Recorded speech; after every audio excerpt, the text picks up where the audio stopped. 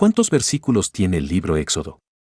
El Éxodo forma parte de los primeros 5 libros del Antiguo Testamento o del Torá del judaísmo, que en conjunto reciben el nombre de Pentateuco, siendo el segundo de los libros bíblicos.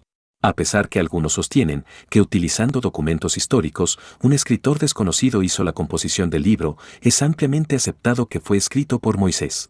La palabra éxodo viene del latín exedes, que significa salida o partida, lo que define muy apropiadamente el contenido del libro que narra la salida del pueblo israelita desde Egipto y su deambular, guiados por Dios, hasta llegar a Canaán, utilizando como intermediarios entre Dios y el pueblo, primero a Moisés y luego a Josué. Existe la teoría que la salida de los judíos y su liberación como esclavos sucedió en 2 etapas y no en una sola de forma masiva, mientras que otros afirman que tal salida en bloque y el transitar hacia una tierra prometida nunca se dio ya que no hay evidencias históricas reales ni arqueológicas que lo confirmen. Los versículos del Éxodo. El Éxodo relata la salida de los israelitas de Egipto. Después de haber estado como esclavos, Dios les promete liberarlos y conducirlos a un lugar donde ellos serán dueños de la tierra. Para alcanzar este objetivo tuvieron que movilizarse durante largos años y recorrer distancias enormes, tiempo durante el cual la población fue objeto de grandes castigos como consecuencia de su manifiesta desobediencia a Dios, pero también fueron testigos de evidentes milagros realizados por parte del Creador, así como también recibieron beneficios y bendiciones. Todos estos aspectos están contenidos en los 1.165 versículos que conforman el Éxodo y que están distribuidos en 40 capítulos. El contenido del libro puede subdividirse en 3 partes según el tema principal narrado.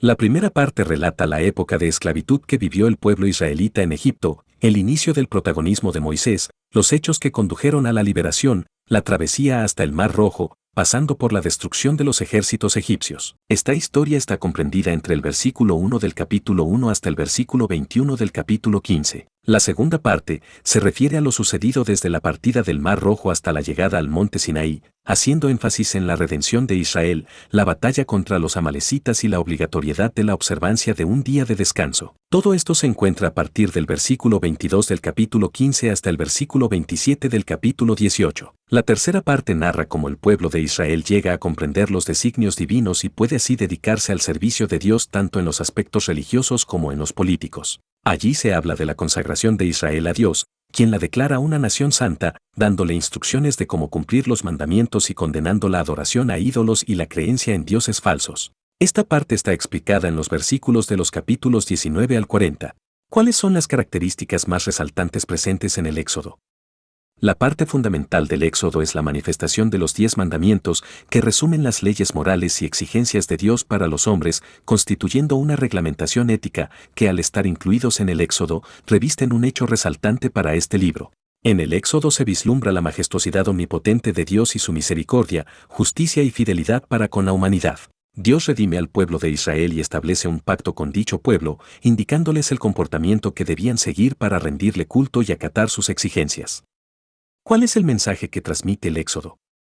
El mensaje se resume en lo que se necesita para obtener la salvación eterna y que ésta depende del cumplimiento del pacto establecido entre Dios y el pueblo. Ese pacto es cumplido siempre fielmente por Dios, mientras que los hombres frecuentemente transgreden. Como lo fueron Moisés y Josué, a quienes les dio, por medio de las tablas de la ley, instrucciones de cómo debía proceder el pueblo, indicándoles también cómo tenían que disponer de una morada de Dios en la tierra, construyendo el denominado tabernáculo. Dando cumplimiento a lo exigido por Dios, que no es nada extraordinario sino que simplemente es el cumplimiento de ciertas reglas éticas, se acata obedientemente la voluntad del Creador y se obtiene la liberación espiritual de toda atadura maléfica, tal como liberó al pueblo de Israel de la esclavitud egipcia. Se debe caminar al lado de Dios, teniéndolo como horizonte verdadero, deteniéndonos cuando Él lo exija y caminado cuando lo ordene.